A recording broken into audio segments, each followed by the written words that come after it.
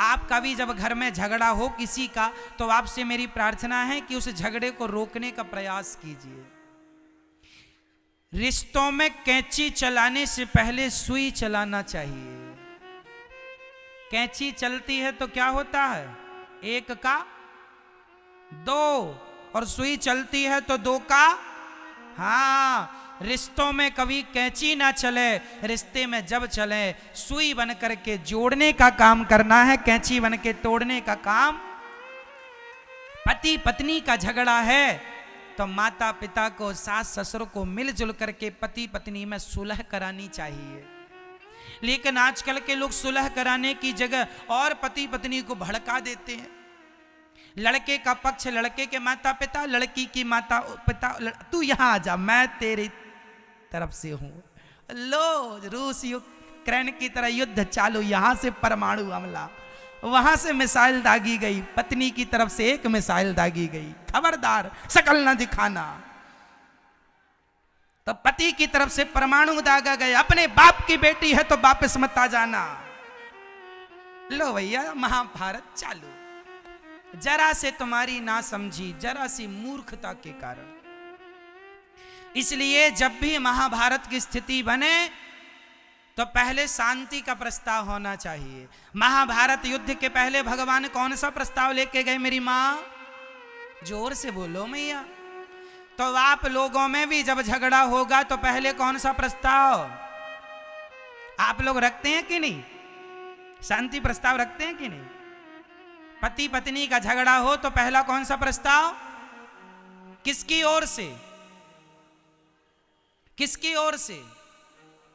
अब मैं बताता हूं किसकी ओर से। यदि पति पत्नी में झगड़ा हो और यदि पति ने पत्नी को सॉरी कह दिया तो मैं मानता हूं कि यह पति बहुत समझदार है।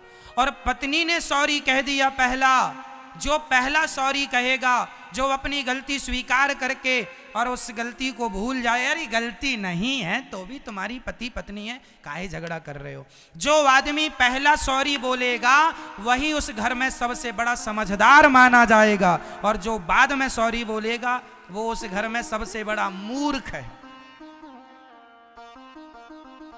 अब बताओ, लड़ना झगड़ना अच्छा है कि शांति के प्रस्ताव से जीवन भर रहना अच्छा है? बोलो क्या सही है?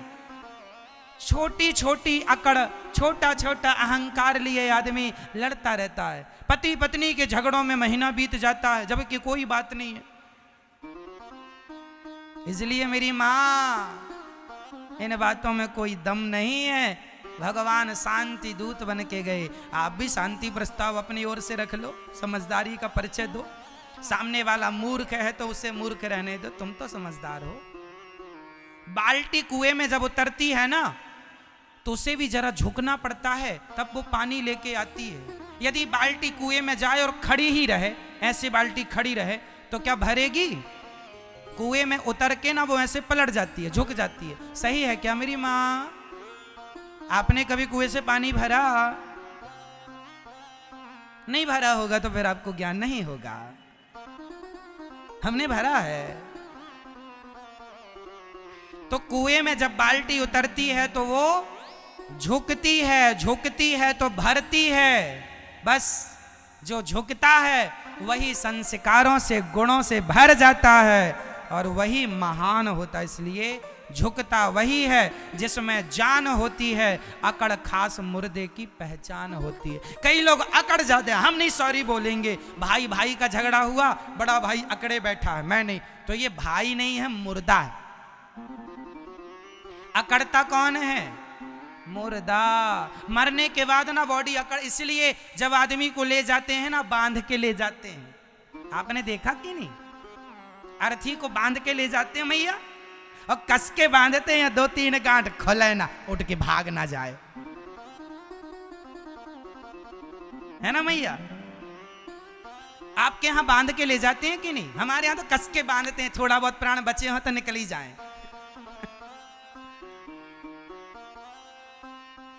तो रस्सी से कस के बांधते हैं। काहे बांधते हैं? अकड़ू है ना, बड़ा अकड़ू, अकड़, मुर्दा अकड़ जाता है, पड़ा पड़ा बैठ जाए ऐसे इसलिए बांधते हैं। समझो, अकड़ तो मुर्दों में होती है, अकड़ तो जोर से, अकड़ तो मुर्दों में होती है। आप जिंदा हैं इसलिए झुकना सीख लो, जिंदा ही झुक सकता है। अकड़ तो मुर्दों की पहचान होती है, जीते जी अकड़ा तो ये वो मरा मुर्दा है, ये जिंदा मुर्दा है। इसलिए अकड़ नहीं। अच्छा, मुर्दे के संग बहुत सारी चीजें सीखने जैसी है। सुनो, हमारे यहां जब मुर्दे को ले जाते हैं ना तो रास्ते भर बतासा, कहीं मुरमुरा, कहीं मखाने। किसी क्षेत्र में बतासा फेंकने की परंपरा है, कहीं मुरमुरा और कहीं मखाना। आपके यहां भी इनमें से कोई एक ही परंपरा होगी। मुर्दे को ले जाते हैं तो संग में क्या फेंकते जाते हैं? जब बोलते ना राम नाम सत्य है तो पीछे से मुर्दे के ऊपर मखाना या मुरमुरा, मुरमुरा मतलब भेलपुरी जो बनती है ना उसकी कुछ, वही मुरमुरा होता है, चावल का बनता है। मखाना भी या बतासा। आपके यहां क्या फेंकते हैं?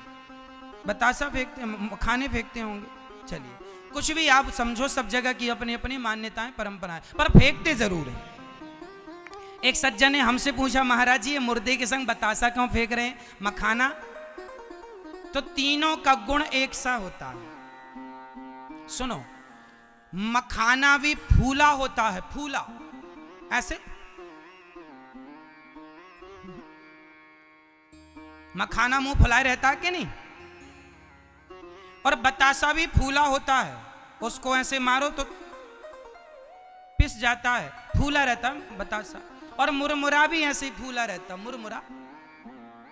चलिए, तो मुर्दे के ऊपर ये इसलिए फेंके जाते हैं, दुनिया वालों देख लो, सारी जिंदगी ये भी फूला फूला घूम रहा था। एटीट्यूड, अहंकार में फूला, मैं ये, मैं वो, मैं फलाना हूं, मैं डिमका हूं, मेरे पास गाड़ी बंगला। और अब देखो कहां गई इसकी अकड़। अब बोल, पड़ा है, अब बोल, कुछ नहीं बोल रहा, पड़ा। तो जैसे मखाना पिचक गया, मुरमुरा पिचक गया, बतासा पिचक गया, ऐसे इसका घमंड भी पिचक गया। देख लो दुनिया वालों, करो तुम भी घमंड, तुम्हारा भी फेंका जाएगा एक दिन। बतासा वो भी पिचक जाएगा। तुम्हारा घमंड ज्यादा दिन का नहीं है, इसलिए अभी मिटा दो। सही है। एक चीज और फेंकी जाती है मुर्दे के ऊपर, पैसा। हमारे यहां सिक्के फेंकते हैं, 2 रुपए, 5 रुपए, 1 रुपए। पहले चवन्नी और पहले पंजी फेंकी जाती थी। किसी ने कहा, भाई साहब ये मरे आदमी के ऊपर पैसे क्यों फेंके जा रहे हैं? कारण है, मुर्दे के ऊपर ना पैसे फेंके जाते हैं। 10 रुपए का सिक्का, 1 रुपए का, 2 रुपए का। क्यों फेंका जा रहा? अरे भाई मुर्दे राम, मुर्दे उठो। सारी जिंदगी पैसा समेटते रहे, पत्नी को समय नहीं दिया, बच्चों को संस्कार नहीं दिया, अच्छी बातें नहीं की, पैसा समेटते रहे, मर गए समेटते समेटते। अब तुम्हारी छाती पे पैसे पड़े हैं, दम है तो उठा लो। अब नहीं उठाएगा, सारी जिंदगी उठाया पैसा पैसा, धन धन धन। कब तक समेटा धन? जब तक निधन नहीं हो गया। धन धन धन निधन, धन धन कब तक? कब तक? रोज आया धन धन धन धन, आखिरी में आया निधन। ये आदमी की पूरी यात्रा धन से शुरू करता है, निधन में जाके रुक जाता है। निधन हो गया। धन में एक ही अक्षर तो जोड़ा, नी, निधन। तो मैया आप लोगों के ऊपर भी बरसाएंगे पैसा, इसलिए पैसा ना समेटो मेरी माँ। पैसा तो मरे पे भी बरसता है। राम नाम का धन ही कमा लो, ये सबसे बड़ा धन। पायो जी मैंने राम रतन धन पायो, पायो जी मैंने, ये असली धन है। ये तो कमाया नहीं, टुकड़े समेटते रहे। टुकड़े तो मरने पर भी बरसेंगे, उसके लिए परेशान होने की जरूरत है ना मैया? इसलिए मरे आदमी से भी आप बहुत कुछ सीख सकते हैं। इसलिए अब आपको ध्यान से सुनना होगा। महाभारत का युद्ध हुआ, महाभारत केवल अहंकार के कारण हुआ। यदि पांडवों को उनका अधिकार दे दिया जाता, 5 गांव मांगने आए थे भगवान, दे दिए जाते तो क्या युद्ध होता? कदापि ना होता। इसलिए जिसका जो अधिकार है उसे दे दिया जाए। और हाथ जोड़ के कहता हूं, किसी दूसरे की संपत्ति पे गलत निगाहें ना रखना, गंदी नियत ना रखना। 1 इंच 2 इंच 5 इंच 1 एकड़ 2 एकड़ 5 एकड़ के लिए लोग लड़ते हैं और लड़के नष्ट हो जाते हैं। जमीन जायदाद के लिए ही तो महाभारत हो गया। आजकल के भाई ऐसे हैं, हड़प लेते हैं दुर्योधन जैसे लोग। आज का भाई ना अपने भाई की संपत्ति हड़प लेता है। ये भाई कौन सा भाई है? दुर्योधन भाई है। फिर ऐसों के संग ना महाभारत लड़के इसको मारना ही ठीक है।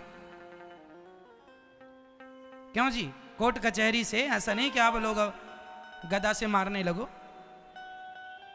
परंतु अपने अधिकार के लिए लड़ना चाहिए। मेरी माँ, ये आजकल ना मैं देखता हूं समाज में, आज भाई भाई का सगा नहीं है। कितने भाई आज कोर्ट कचहरी में अधिकाधिक केस भाई भाइयों के लड़ रहे हैं लोग।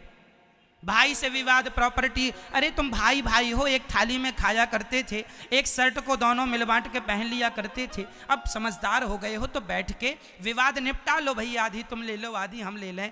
हम कोई अलग अलग, एक ही बाप का खून तुम दोनों के अंदर बह रहा है और तुम बताओ झगड़ा कर रहे हो। कोई विवाद नहीं है, फिर भी जरा सी समझदारी आ जाए तो कोई झगड़ा ना हो, और नहीं तो फिर तुम महाभारत तो लड़ ही रहे हो। युद्ध तब होते हैं जब समझदारी नहीं होती।